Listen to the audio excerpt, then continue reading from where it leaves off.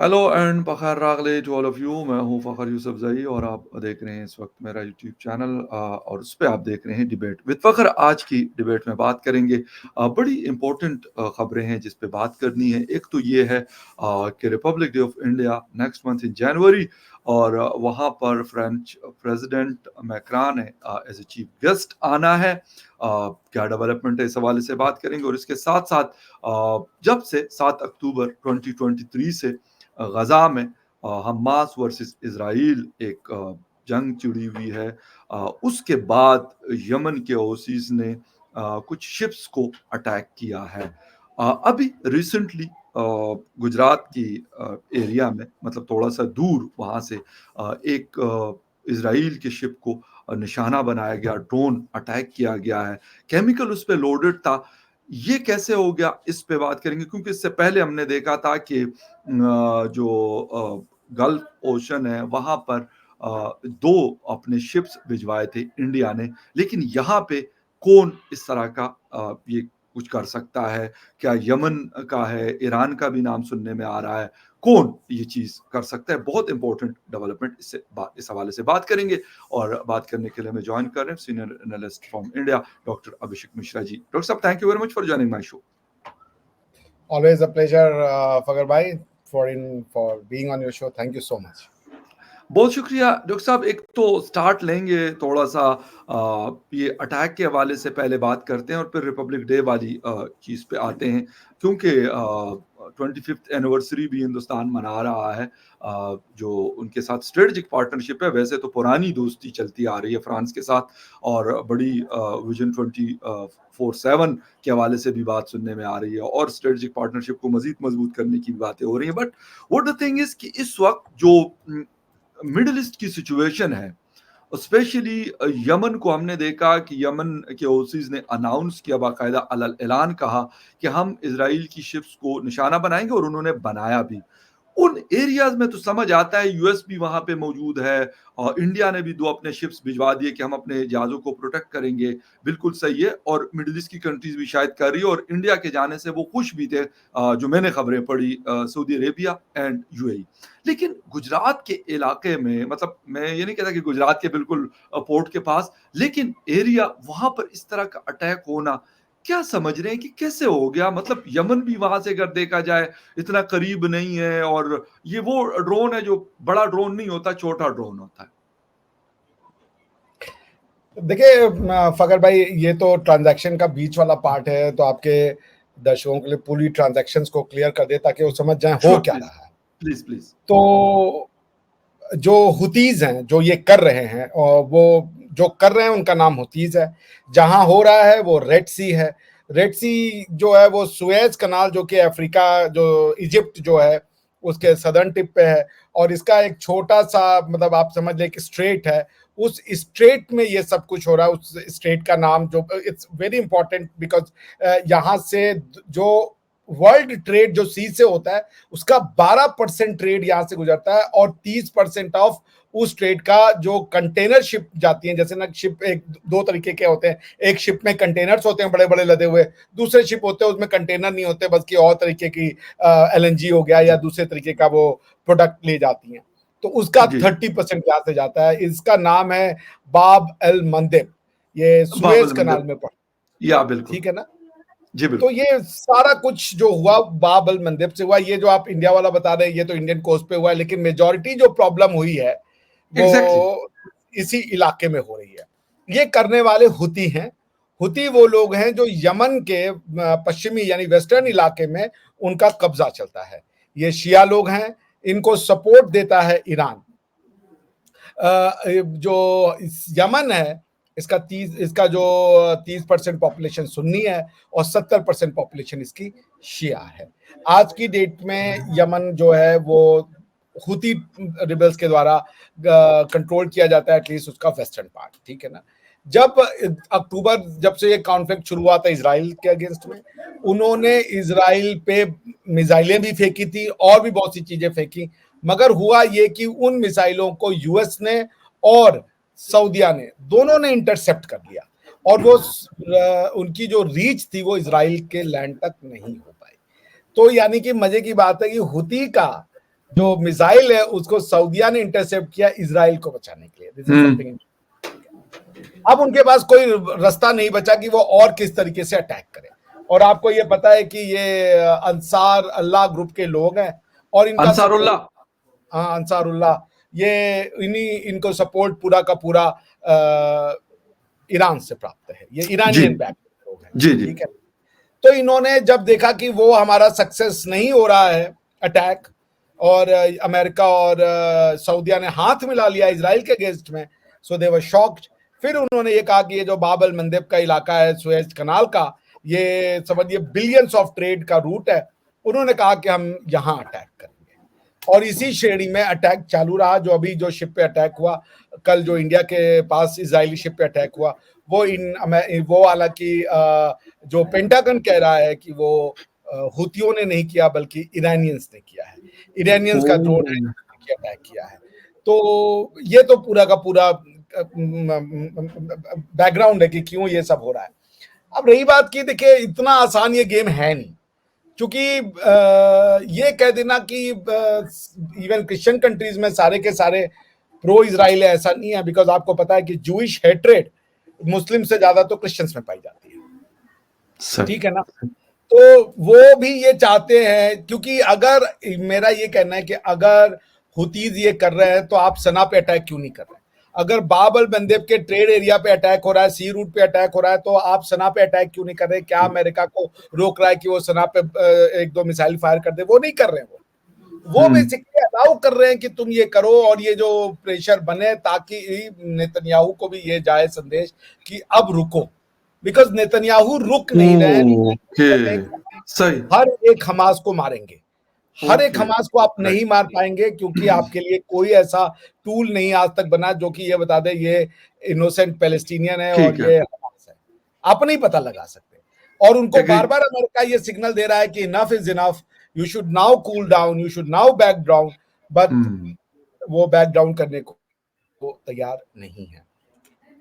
तो ये इन सब का बैकग्राउंड है और मुझे लगता है कि एक प्रेशर टैक्टिक्स अच्छा डॉक्टर साहब, अगर ईरान, बिल्कुल मैंने आपको बिल्कुल इंट्रो में भी मैंने बताया कि ईरान का नाम सुनने में आ रहा, और मतलब इस एरिया में अटैक शायद यमन के हौसीज जो हैं वो मेरे ख्याल कर भी नहीं सकते शायद, मुझे जो अंदाजा हो रहा है काफी, क्योंकि एक दूर इलाका, उनके पास इतनी मतलब state of the art technologies तो नहीं है कि वो कर सके। लेकिन अगर ईरान ये कर रहा है, बट वो जहाज यकीनन वो इजराइल से इंडिया आ रहा था, तो और उनके पोर्ट के आपकी शायद 200 नॉटिकल माइल्स या इसके आसपास, इतना दूर नहीं था कि जिसे कहा जाए। तो ईरान इस तरह की चीज कैसे कर सकता है? क्योंकि हिंदुस्तान के साथ उनको पता है कि हिंदुस्तान ने उनका बड़े मुश्किल वक्तों में साथ दिया है। आज भी उनके साथ ईरान, तेहरान और न्यू दिल्ली के बीच में बड़े अच्छे टाइज हैं। तो ये कैसे मतलब मुमकिन हुआ? ये मेरे लिए बड़ा हैरान कौन है। अगर पेंटागन ये कह रहे कि ईरान ने किया हुआ, और चांसेस भी ऐसे लग रहे हैं। देखिए अब ये तो फखर भाई, इट कुड भी जिसे कहते हैं ना कि एक चाल चली अमेरिका ने कि ईरान और इंडिया के बीच में रिफ्ट क्रिएट करो। जबरदस्त जबरदस्त पॉइंट, यस एग्री। बिकॉज कि अभी तक तो न्यूज सिर्फ पेंटागन ने ब्रेक करी है ना, और तो कोई इसकी वेरिफिकेशन हुई नहीं है। और इजराइल को प्रोटेक्शन का मतलब है ईरान को डिस्ट्रक्शन। इजराइल को सबने मान लिया। मैंने आपको बताया कि हुतीज ने जब मिसाइल फायर किए इजराइल की डायरेक्शन में, तो सऊदियों ने उसको मार के गिरा दिया। तो Saudis have protected Israel Baba. Point ये है कि ये this I mean both the possibilities, because हम तो यहाँ वी आर सिर्फ जिसे कह लीजिए प्रोबिंग इन द डार्क। लेकिन मैं इसको मानने को तैयार नहीं हूं कि ये इतना आसान है कि आपने ये आइडेंटिफाई कर लिया कि अगर मान लीजिए ड्रोन ईरान से आया भी, तो ये कैसे आप कह सकते हैं कि उसमें गवर्नमेंट का ही हाथ है? हो सकता है कोई न्यूसेंस क्रिएट करने वाले बंदे ने क्रिएट कर दिया हो। अब आपको इजराइल को ये, अरे ईरान को तो ये देना पड़ेगा ना बेनिफिट ऑफ डाउट कि वो इन्वेस्टिगेट करे मैटर को और उसकी तह तक जाए और पता करें कि भाई क्या हुआ है क्या नहीं हुआ है। ऐसे कैसे हम कह सकेंगे कि ईरान हुआ है और इंडिया जो है कल ईरान के ऊपर चढ़ दौड़े कि तुमने ऐसा कैसे किया? There is much more than what meets the eye वाला हिसाब किताब है। जो दिख रहा है गेम उससे कहीं ज्यादा लंबी है, और इस समय इंटरनेशनल पॉलिटिक्स इतनी डिवाइडेड है कि आप कुछ नहीं कह सकते कौन क्या चाल चल रहा है। जो दिख रहा है वो नहीं है, जो नहीं दिख रहा है वही है। फखर भाई ये वाला सिचुएशन है, बहुत सारी कंस्पायरेसी थेरीज चल रही हैं। एग्जैक्टली। तो भैया कोई किसी के साथ अभी भरोसा नहीं कर सकता अपने, लेकिन खेल खेलिए आप। डॉक्टर साहब, ये तो फिर एक ऐसी सिचुएशन क्रिएट हो रही है इस रीजन के अंदर। यकीनन हम और आप, हम एशिया, साउथ एशिया का हिस्सा है, साथ साथ ईरान, और ये मतलब करीब करीब है ना, कोई इतने एक दूसरे से दूर तो नहीं है हम तीनों कंट्रीज, चाइना भी इसमें शामिल है। फिर हमसे मिडिल ईस्ट हमसे इतना दूर नहीं है, ईरान के साथ वो बॉर्डर शेयर कर रहा है यूएई, और बाकी सऊदी अरेबिया वगैरह, इराक, और ये सारे करीब करीब कंट्रीज वाकया है। तो क्या इससे ये है कि अमेरिका कहीं ऐसा तो नहीं कर रहा कि इस रीजन को दोबारा से 92 में जो गल्फ वार हुई या फिर उसके बाद की सिचुएशन थी, कहीं ऐसा तो नहीं, या इराक ईरान वॉर एक जमाने में लगी रही 8 साल तक, कहीं ऐसा तो नहीं कि ये कहें कि चले जी इसको जरा एक्सटेंड करते हैं from Middle East to the South Asia, ऐसा तो नहीं हो रहा? नहीं, देखिए, वो पहली बात तो लोग समझदार हो चुके हैं इस इलाके के, वो दोबारा ओके। इस तरीके की चाल में नहीं आएंगे। America has been expose, at least जो वेस्ट एशिया है वहां पे तो काफी हद तक अमेरिकन हेट्रेड पाया जाता है, और उसका जी। कारण भी है जो, बिकॉज बाकी जगह पे मुझे नहीं पता अमेरिका की गलती है या नहीं है, लेकिन वेस्ट एशिया को जितना तबाह और बर्बाद ऑयल के लिए वेस्ट ने किया है, वो उस पे अमेरिका अपना हाथ नहीं झाड़ सकता। They have blood on their hand, they need to come clean, ठीक है ना। एक दो एपिसोड है यार, मुअम्मर गद्दाफी का एपिसोड है, सद्दाम हुसैन का एपिसोड है, सीरिया का एपिसोड है, यमन का एपिसोड है, मतलब कहाँ नहीं इन्होंने जो है बर्बादी मचाई है पूरे बिल्कुल। वेस्ट एशिया में, हर जगह मचाई है इन्होंने, किसी जगह को नहीं छोड़ा। रही बात की, जो ये बात है कि क्या ये इसको रीजन को डिस्टेबलाइज करना चाहते हैं, मुझे नहीं लगता कि वो इस रीजन को डिस्टेबलाइज करने में इंटरेस्ट होंगे। यहाँ वो रीजन में फ्रैक्शन तो जरूर लाना चाहेंगे, क्योंकि डिवाइड एंड रूल वाली बात है, क्योंकि अगर ये रीजन फ्रैक्शन होता है तो उसके काफी फायदे उनको मिलेंगे। लेकिन दिक्कत यह है फकर भाई कि आप चाइना के रोल को नहीं भूल सकते, क्योंकि अभी भी हाँ। ये बात तो चली हाँ। रही है कि क्या ये जो अटैक हुआ इसराइल पे, ये चाइना ने तो नहीं करवाया था, बिकॉज चाइना नहीं चाहता था कि वो जो बेल्ट रोड का इनिशिएटिव वाला, जो बेल्ट रोड के जी काउंटर जी में जी। जो जी जी, कनेक्टिविटी आई वाला मैक। रोड है वो बन जाए। तो वो देखिए, इतनी सारी पॉसिबिलिटीज चल रही हैं, इसीलिए कहते हैं ना जी कि truth is stranger then the fiction. अब वो जो सच्चाई सामने आएगी वो हम सब में से किसी को नहीं पता होगी, और ऐसी कोई इन्वेस्टिगेशन एजेंसी नहीं है जिसकी इतने जुरिस्डिक्शन में रीच हो। और चूंकि ये गेम कोई छोटे मोटे लेवल पे तो नहीं खेले जा रहे हैं, ये तो सॉवरेन लेवल पे खेले जा रहे हैं, ये खेले जा रहे हैं कैबिनेट मिनिस्टर्स के लेवल पे। तो वहां पे कौन अदना से किस आप इन्वेस्टिगेटर को भेज देंगे कि उसका उतना बड़ा रीच हो जाएगा कि वो चाइना के भी कैबिनेट में उसकी रीच है, इंडिया के भी कैबिनेट में रीच है, ईरान के भी कैबिनेट में रीच है, और सबकी बातें उसको पता चल रही है। ये सही। सच तो कभी बाहर नहीं आएगा। पॉइंट ये है कि मैं जो बॉटम लाइन पे अगर बात जाऊं कि अमेरिका इसको डिस्टेबलाइज करना चाह रहा है या चाइना डिस्टेबलाइज करना चाह रहा है, इसको हम कैसे आप वो कर दें। क्योंकि अगर अमेरिका डिस्टेबलाइज करना चाह रहा था तो अमेरिका तो बन गया था वो कि भाई इंडिया, वेस्ट एशिया और यूरोप का रोड बने कनेक्टिविटी का, बीआरआई को काउंटर करने के लिए। तो मेरी उंगलियां तो चाइना की तरफ जानी चाहिए, क्योंकि चाइना को इस कनेक्टिविटी से प्रॉब्लम था। और अगर अमेरिका का इंटरेस्ट इस इलाके में दो है, एक तो ट्रेड इंटरेस्ट है जो सी रूट है, और दूसरा है कि वो इजराइल की सेफ्टी चाहते हैं। इजराइल की सेफ्टी अगर वो चाहते हैं तो इस रीजन में अगर खाना जंगी करवा देंगे, इंसर्जेंसी क्रिएट करेंगे, डिस्टेबिलिटी क्रिएट करेंगे और पॉलिटिकल वैक्यूम क्रिएट करेंगे, तो अगर तालिबान जैसी कोई फिरी हुई सरकार आ गई और बैठ गई ईरान में, उसमें तो बम मार देना है। और कल ही परसों में कहीं पढ़ रहा था कि ईरान डिक्लेयर कर दिया कि मेरे पास भी न्यूक्लियर बम है and we are now nuclear power capable. Power. तो इसका आप कॉन्सिक्वेंस सोचिए। तो I don't know whether China is willing, China is playing the great game और America is playing great game. But एक चीज है, कोई तो है जो ग्रेट गेम खेल रहा है, ये तो तय है। या एग्जैक्टली, बिल्कुल सही है। अच्छा डॉक्टर साहब, थोड़ा सा आते हैं, फ्रांस के प्रेसिडेंट ने आना है ऑन द रिपब्लिक डे, उनको अनाउंस किया गया एज ए चीफ गेस्ट। एक तो ये कि कहा कि जी 25th एनिवर्सरी स्ट्रेटेजिक पार्टनरशिप की, और वो कह रहे हैं कि एक तो पहले प्रेसिडेंट नहीं है, इससे पहले भी 5 लोग उनके प्राइम मिनिस्टर और प्रेसिडेंट्स आ चुके हैं एज ए चीफ गेस्ट यहाँ पर। कैसा देख रहे हैं कि मैक्रा, और अगर मोदी जी को हम देखें, इसी साल पेरिस का विजिट किया था मोदी साहब ने, कैसा देख रहे हैं कि मजीद क्या चीजें हो सकती है? एक तो ये कि एक मतलब बड़ी मजबूत पावर है यूरोपीय यूनियन की, प्लस वीटो पावर है, और इसके साथ साथ टेक्नोलॉजिकल पावर है। 24/7 की भी बात हो रही है कि 24/7 में मजीद ऐसी चीजें हमने करनी है जिसमें टेक्नोलॉजिकल ट्रांसफर और पता नहीं क्या क्या चीजें बहुत है। कैसा देख रहे हैं इसको? क्योंकि इससे पहले जो बाइडेन का नाम आ रहा था, उन्होंने आना था, लेकिन वो शायद उनकी मसरूफियत की वजह से वो रिपब्लिक डे में पार्टिसिपेट नहीं कर रहे। हाँ, मुझे लगता है कि मशरूफियत है और थोड़ा मुझे लगता है कि president Biden is not in good of his health. ये भी बार-बार आया क्योंकि वो राइट, कई जगह पे जाकर के चीज़ें भूल जाते हैं या वो हो जाते हैं तो बिल्कुल। आई गेस इस एम्बैरेसमेंट को बिकॉज़ कि ये कार्यक्रम 1 दिन का नहीं था। उनको अरे मतलब 1-2 घंटे का नहीं था, उनको पूरा दिन बैठना पड़ता वहाँ पे। जी, जी। तो एक चीज़ होती है कि भाई प्रेसिडेंट गए 15 मिनट की इधर-उधर भाषण-भूषण दिया और चले आए। लेकिन यहाँ बिल्कुल, पे तो ये था कि प्रेसिडेंट साहब को बैठना था, सलामी लेनी थी, फिर उसके बाद घंटों बैठ कर के बिल्कुल। रिपब्लिक डे परेड का देखनी परेड है। देखना था। तो वो whether he could have physically sustained that amount of trauma, if not trauma, pressure on his body, ये एक क्वेश्चन मार्क था। तो मेरे ख्याल से उस एम्बैरेसमेंट को बचाने के लिए उन्होंने कहा कि भाई लेट्स कॉल इट डे, या उन्होंने कहा भाई I mean let's have it some other time. और रही बात अब अगर मान लीजिए ये भी हो सकता है, दूसरी पॉसिबिलिटी ये हो कि वो अमेरिका नहीं चाहता कि इंडिया दो दो, चूंकि बराक ओबामा भी आके ही गए थे और उसके बाद अपने टेन्योर के अंत में वो भी आए थे ट्रंप साहब। तो हो डोनाल्ड सकता है ट्रम्प। वो ये ना चाहते हो कि इतनी जल्दी विजिट हो जाए। बहुत कुछ हो सकता है, I don't know what is the exact reason Fakhar भाई।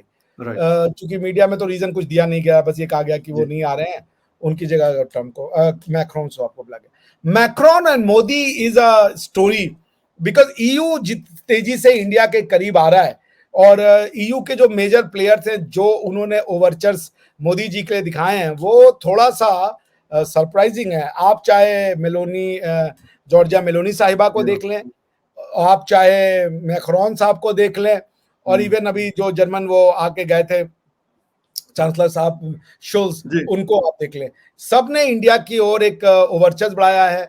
और ईयू को ये पता है कि ये जो यूरोपियन ये जो रशिया की लड़ाई हुई है, इस लड़ाई का अगर सबसे बड़ा खामियाजा किसी ने भुगता है तो ईयू ने भुगता है।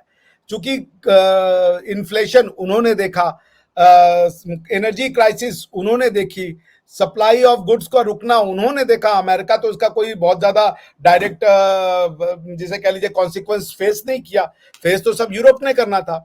और वेस्टर्न सैंक्शन फेल हो गया पूरी तरीके से। क्योंकि कल की न्यूज है कि जापान ने भी, जो कि अभी तक एंटी रशिया था और यूक्रेन में यूक्रेन और रशिया युद्ध में यूक्रेन को सपोर्ट कर रहा था, उन्होंने भी कहा कि हम तो आपसे तेल लेने को खरीद तैयार हैं डिस्काउंटेड प्राइस पे। क्योंकि डिस्काउंट सिर्फ इंडिया के लिए तो है नहीं, डिस्काउंटेड प्राइस तो सबके लिए है। इंडिया ने अपनी 56 इंच की छाती दिखा के कहा ठीक है हम खरीदने को तैयार है, वरना वो डिस्काउंटेड प्राइस तो सबके लिए था मार्केट में, जो ले ले। इवन पाकिस्तान के लिए भी न्यूज आई थी कि पाकिस्तान भी खरीदने को गया था पर वो खरीद नहीं पाया।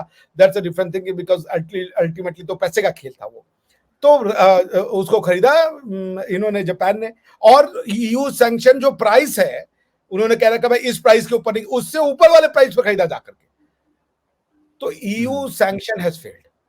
यूरोपियन यूनियन हैज अंडरस्टूड कि वो सिर्फ और सिर्फ वेस्टर्न कोalition के सहारे नहीं सरवाइव कर सकते। जो नया वर्ल्ड ऑर्डर बन रहा है उसमें वेस्टर्न पावर को एक बहुत बड़ा धचका लगा है यूक्रेन रशिया वॉर से, बिकॉज वो चाह करके भी इस वॉर को प्रिवेंट नहीं कर पाए। पुतिन हुँ, ताल ठोक के पिछले 2 साल से लड़ाई लड़ रहे हैं और पुतिन का कुछ नहीं हुआ, रशियन इकोनॉमी का कुछ नहीं हुआ। बिकॉज अगर जी, इम्पैक्ट दिखना था रशियन इकोनॉमी के ऊपर, कोई एडवर्स इम्पैक्ट दिखना था तो अब तक दिख जाना चाहिए था। हुँ, पुतिन को कुछ फर्क ही नहीं पड़ रहा है। तो पॉइंट ये है कि ईयू चाहता है कि ईयू और ब्रेग्जिट के बाद ट्रेड का भी एक एंगल है कि इंडिया और ईयू मेजर ट्रेड पार्टनर उभरे। और चाइनीज जो रिलायंस है, चाइना के ऊपर जो ट्रेड रिलायंस है वो रिलायबल नहीं है, क्योंकि चाइना इज टू जिसे कह दीजिए अनप्रिडिक्टेबल अ कंट्री कि आप इतना लंबा दांव उनके ऊपर लगा सकते। सो इसी को एक्सप्लेन करता है। मोदी जी ने जैसे ही मैक्रोन साहब को कहा वो आ गए। प्लस राफेल का भी कुछ चल रहा है कि नया जी, राफेल भी उन्होंने ऑफर किया है, तो वो भी एक डिफेंस एक्विजिशन है, उसका भी बात डिस्कशन होगा। तो आई थिंक ये इसी दृष्टि में देखना चाहिए। Plus one last thing, India और फ्रांस की जो फ्रेंडशिप है, ये कई इवन आप चाहें 200-300 साल पहले जब यहाँ पे ब्रिटिश आकर के लड़ रहे थे, तो कई फ्रेंच जो उस समय जैसे एक लपायर करके, या उनका मैं नाम भूल रहा हूँ, वो फ्रेंच जो जनरल थे वो कई इंडियंस राजा के से साथ मिलकर के अंग्रेजों के खिलाफ लड़ रहे थे। बहुत सी ऐसी लड़ाइयां हुई हैं जिसमें अंग्रेजों के अगेंस्ट में फ्रेंच इंडियंस के साथ मिलकर लड़े हैं। तो ये भी एक सच्चाई है और that takes our friendship to a greater historical context. जी thank you very much doctor साहब, बिल्कुल सही है। और मेरे ख्याल में बहुत सारी ऐसी चीज़ें हैं जो होनी है। मैंने लास्ट भी एक शो में बताया था कि दुनिया क्यों जुड़ रही है हिंदुस्तान के साथ, एक बड़ा अहम पॉइंट है। और मैंने ये भी पॉइंट ट्रेस किया था कि दुनिया के साथ ताल्लुक क्यों पाकिस्तान कर रहा है, तोड़ रहा है। मतलब तोड़ने का मेरा मतलब ये है कि दूरियां बहुत है। और मैंने ये भी कहा था कि पाकिस्तान ने अपना जो एक अटैची होता है, ट्रेड्स अटैची जो होता है, उसकी जो वैकेंसी है हाई कमीशन ऑफ इंडिया में, उसको ख़त्म कर दिया है। उसके लिए जो नॉमिनेशन होनी थी, जिस बंदे ने वहाँ जाना था, वो कह रहे यार इसकी ज़रूरत ही नहीं है।